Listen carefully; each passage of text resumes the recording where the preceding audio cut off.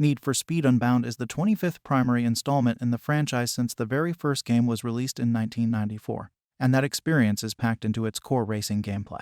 Every race feels smooth from start to finish, but unfortunately, the majority of Need for Speed Unbound does not feel as refined as its core gameplay. Need for Speed Unbound takes place in the fictional city of Lakeshore, where the mayor and local police are seeking to eliminate illegal street racing ahead of elections. A big money racing event gets set up and takes players across 4 weeks and 4 major, multiple race events, 3 qualifiers and the Lakeshore Grand. Players must race day and night across every day of these 4-week periods to earn enough cash to buy their way in and build their cars up to snuff. Arguably, few look to a Need for Speed for a good narrative, but NFS Unbound's story is perhaps the most generic of the past several years. It retreads the overused rival racer trope, repeats the same plot twists, and fails to make anything feel personal. Instead, the story pushes how money and the pursuit thereof are secondary to respect, honor, and family, but players will just be pursuing money constantly despite supposedly being funded. Ignoring that, though, fans will be able to enjoy some of the best core gameplay in the franchise to date. Players can upgrade their cars through a series of tiers,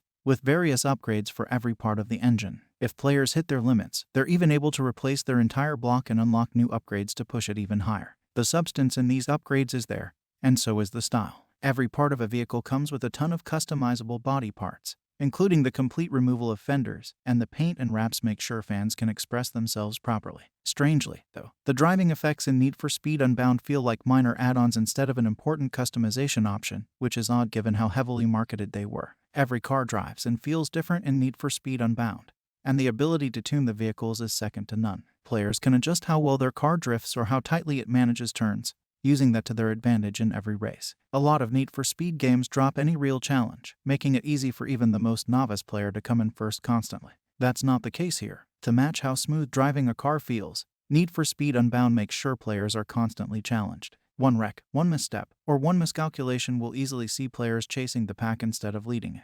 Unfortunately, despite how good the game feels moment to moment, this is heavily undermined at every turn. The racing types in Need for Speed Unbound are lackluster, with players spending 90% of their time doing sprints or circuit races. What's worse is players will see repeat maps before they even finish the first week. The races are sometimes altered with modifiers like big money, low risk, high risk, required heat levels, and so on, but every tier has a handful of races and nothing more. There are a couple of head-to-head events, car deliveries, drifting events, and Need for Speed Unbound's new takeover mode, but there are no traditional eliminators outside the qualifiers. No drag races, no major off-road events, no real-time attacks, or anything innovative. Players will also deal with police frequently, but it feels like a performative feature instead of something with depth. It seems promising at first, as Need for Speed Unbound pits players against different police vehicles based on heat level that it says players should deal with differently, but there's no real need to.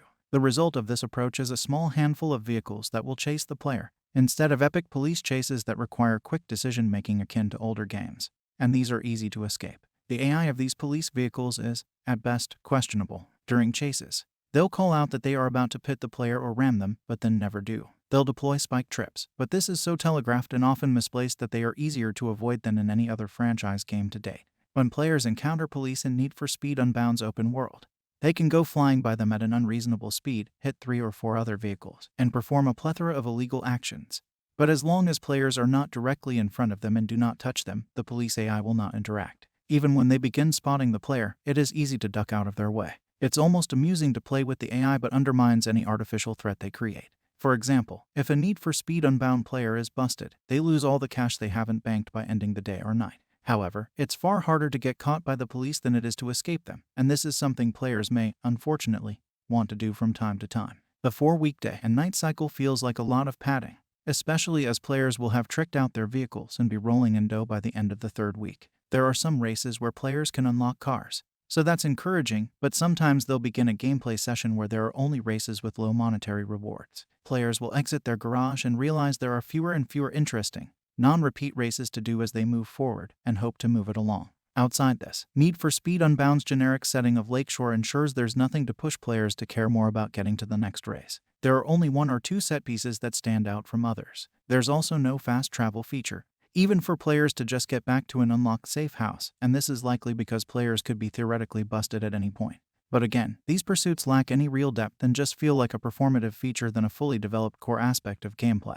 Had the rest of Need for Speed Unbound received the same polish as its core gameplay, It would be a completely different story, but there's not much here for players outside the next race. Need for Speed Unbound also features an online mode, where the difficulty is upped as players race against real people. There are full race playlists where players can compete against others, and the server size is just right to ensure constant races are going. Here of all places, the intense gameplay manages to shine even brighter. The problem is that it's presented exactly like the story mode, meaning everything wrong with Lakeshore and NFS Unbound's general design is evident here too. It's impossible to predict the future, but unless it is heavily supported with a plethora of renewed content, NFS Unbound's online mode is likely to fade into obscurity. As a result, Need for Speed Unbound feels like it comes to a stop before it ever gets going.